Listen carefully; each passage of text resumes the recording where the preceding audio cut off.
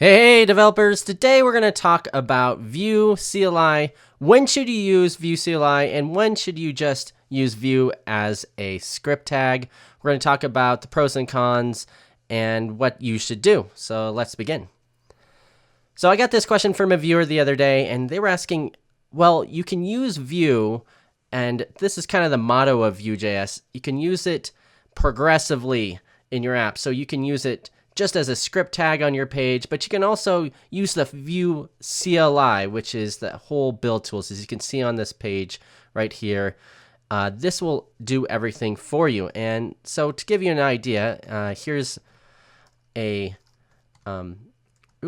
here is the Vue CLI command line. So if I do Vue create and new proj, I'm just picking a random name here. And this is Vue CLI 3.0. It's still in beta, but it's well worth looking at. This is some of the features that you get built in with the CLI, and this might be one of the reasons you might want to go with it.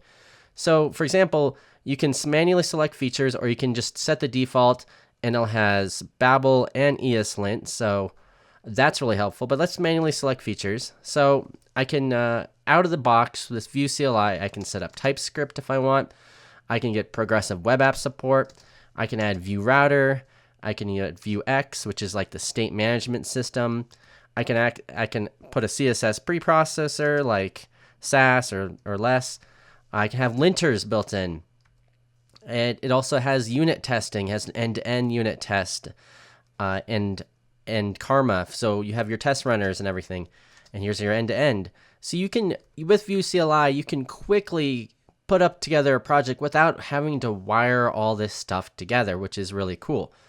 So you can see here, it's asking me the CSS preprocessor. I can do Sass, less, stylus. And then I can do ESLint with error prevention only, ESLint Airbnb config, standard config, prettier config, which is really cool. So if you're not familiar with ESLint, it helps you style your code in a certain way. You know, if you have these features turned on in your IDE, you can even see when you're conforming to these standards or not. And actually, I believe if you select this part inside here, when it automatically compiles, it'll tell you if there's any ESLint warnings or errors, which is really cool.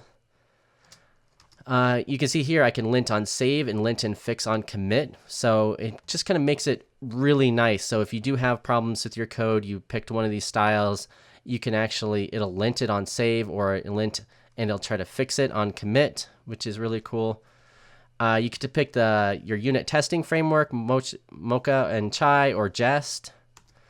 And then you can pick your end-to-end testing solution. So Cypress is really cool. I actually just interviewed someone from Cypress the other day with their company. This is completely free open source, but they also have a paid product too. And Nightwatch. So actually, Cypress, I would highly recommend. I might do a whole video on this. Cypress is definitely really cool. It's much faster than Selenium for your tests there. And then where do you prefer your config for your Babel, PostCSS, ESLint? You can in dedicated config files, or you put in the package.json. And then you can even save it as a preset for the future. And then it'll go ahead and install everything for you. So that's kind of the power of Vue CLI. You get all that in one package. I mean, the downside, of course, is that if one of those things you need to change, it kind of pre-configured everything for you, and you might have to like dig into the configuration files and try to figure out how it did things. So it may not always make sense.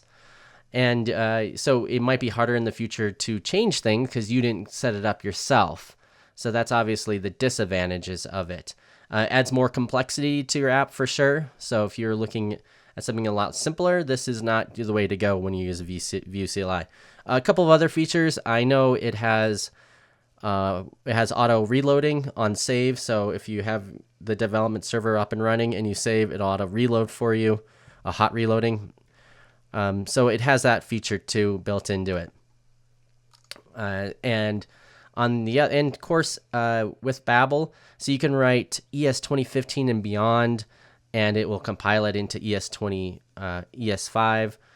So it'll actually make sure it's compatible with all your different web browsers out there, so you don't have to worry about if you're writing the latest version of JavaScript. You don't have to worry about it not working on your browser. And I don't know how far. I'll have to look how far Vue.js goes back.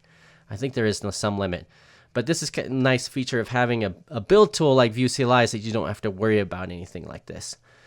On the other hand, you can, I'll put this article out there too. You can use something like Vue.js, Webpack 4. There's tutorials on it. I might do a tutorial like this in the future too, to show you how to just get up and running, and just do it from scratch with Webpack 4. Now, Webpack 4 is nice because it has 0 configuration, so it makes it a little bit easier. But you can kind of start off just like this guy's does. You do npm init. You can actually save your router, Webpack, CLI, and you can create your own Vue.js file like this. You can have single file components, which is really cool. So there is a way to do it that way too. Now, I would say a lot of my tutorials you've probably seen, a lot of tutorials I've done is I've just started with a blank HTML file and added in Vue as a script at the top. And that works fine too, like this. I should show you. So if I save this as test.html, then, you know, I can start off really quickly. And then I just need to put in the script tag. Let's see here, script, and I'll put the source equals, let's see if I remember, unpackage.com/view. And then you can do something like this. At the end of here, you put a script, and you can do new Vue EL and your entry point.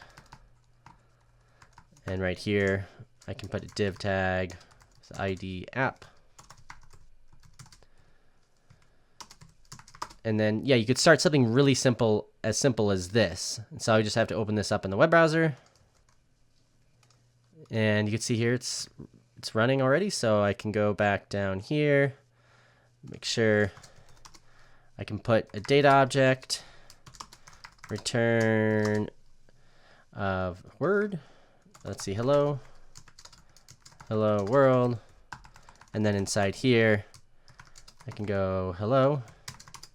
If I save it, you can see here's my hello world. So, I mean, that is how simple it is to get started with Vue.js. But obviously, I don't have any of the Babel, so I'm not compiling it into earlier versions of JavaScript. I have to add the Vue router manually.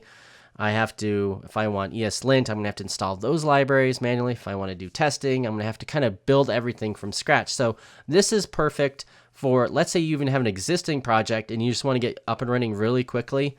Then you throw a script tag in and then just add your Vue.js. You can even add it into one page of your whole project. You could throw it into like a React project, even an Angular project, just really quickly and simply, and you know, be able to use the features of Vue really quickly. If you're having a small app that's just a few pages, I mean, this is perfect. You can throw this in there. You can get it up on, you can put it up on your own website. It's really simple and easy to use. So I would say for smaller projects that don't have a lot of features, that you're not going to be looking to put a whole testing framework on it, and you just want to create a quick web page, yeah, you just do use Vue with the script tag. And you can actually add Vue router and stuff too with script tags, and you can kind of build it that way. But at some point, you probably want to switch to Vue CLI. But if you want to get up and running quickly, I would say just do this. So I hope that answers your question out there. Vue CLI, especially 3.0, is really, really cool. It has a lot of really cool features, and it's well worth looking into. But I still think that for just a simple web page, you want to just mock something up, or you want to prototype something out, just throw a script tag up and start running with it. Thanks, guys. If you like these type of videos, please click that like button and that subscribe button. That really helps me out. And stay tuned for my next video. Peace out.